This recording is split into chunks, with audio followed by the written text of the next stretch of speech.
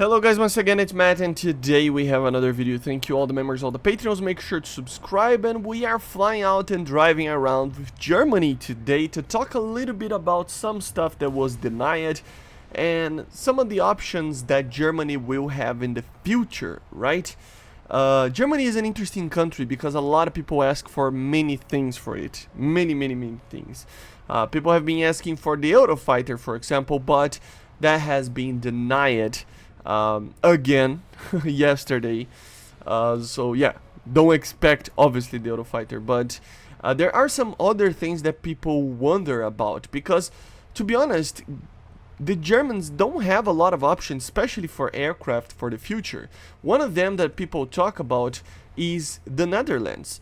Well, of course, with the Netherlands being added as a subtree or something like that, the Germans would actually receive F-16s and other aircraft that would actually make Germany a little bit more complete, right? Even people asking for, more things than just the F-16, but still, it's complicated because first, as is being said, first of all, they just denied Netherlands coming as a subtree, which I think is, to be honest, pretty fair. It's not like Germany actually needs anything. They are really a really good tree. People just worry a little bit about the future, especially for aircraft, as I was saying, because remember, the MiG-29G is basically the last aircraft that we can see right now that will be really competitive. Of course, we have the F4F ICE that can actually be added, but that won't be that, competitive as other aircraft, like, for example, even the Eurofighter that they talked about, right? But apart from that, and since it was already denied that the Eurofighter is not coming, and it makes sense that it's not coming now, it is basically just the MiG-29 that we have.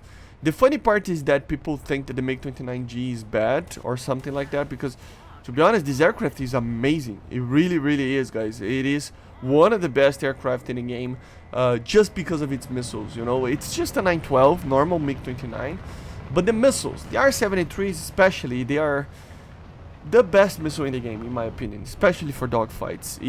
It really ramps it up, and basically bridges the gap of performance that the MiG might have against some of the other aircraft, right? And of course, it's amazing at PVR, even though it doesn't have the most powerful radar ever. With the R-27ER, you can be basically a destroyer of worlds with PVR tactics, beyond visual range tactics. So I don't understand. I mean, I understand that people worry about the future, but I don't understand it right now. It's not like Germany is suffering. It really is not. It really is a very good country to actually research right now. And of course, remember, Gaijin likes to, if you want to say it like this, drop feed us a little bit of stuff, So you will see, even though stuff can be added right now, like the F4F ICE, it's always something that I always talked about. They could add that aircraft with just the AIM-9L eyes, or something along like that, or just normal AIM-9Ls if they want, or something like that. But they never did. Why? Because they didn't want to, because it was not really their option for now or something. I don't know what happens inside Gaijin, right? But it will eventually come. It's just not, they don't consider it the time for it right now, right? So it's like that, they sometimes choose to actually bring stuff, sometimes they choose to not and wait a little bit. So we just have to wait. We don't have the control for that. So yeah, of course, I always think that with the roadmap that they are doing, maybe, have votes. And I mean, I don't want like the whole community to just decide what vehicles should come, because the community can be kind of like trolly, and they would troll for sure. But maybe if they want to, they could do a roadmap with votes of options of vehicles for certain countries. So for example, they could do a vote to actually like, would you like to see the F4F ICE in the next couple of patches, or another aircraft that they want to, like, I don't know, an F-16 from the Netherlands or something crazy like that, right? And then the community decides a little bit between the options that they chose, right?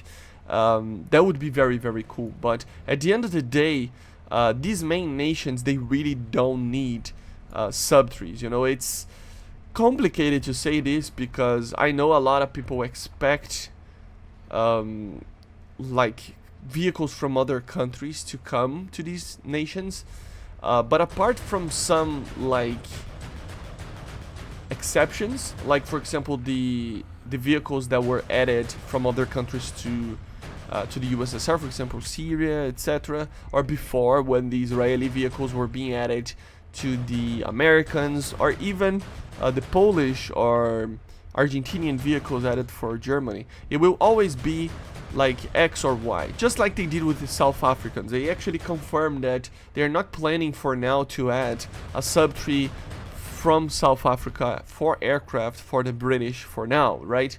But they added the Gripen. Why? Because they needed a gap-filling aircraft on that part. So these exceptions will always happen. So for example, if it gets to a point that Germany is actually lacking and really needing an F-16 from the Netherlands, they would add it. But it's something that it's just not happening. You know, they add what they want, but normally they just choose to try to fill some gaps first. At least this is my impression, and it's what they say they try to do. Of course, there are some gaps that are harder, as is being said. There are some gaps that are just kind of impossible to fill it up for now, you know. So I always talked about this, how these late 80s situations, early 90s, like it's always complicated to add aircraft for quote-unquote minor nations, right?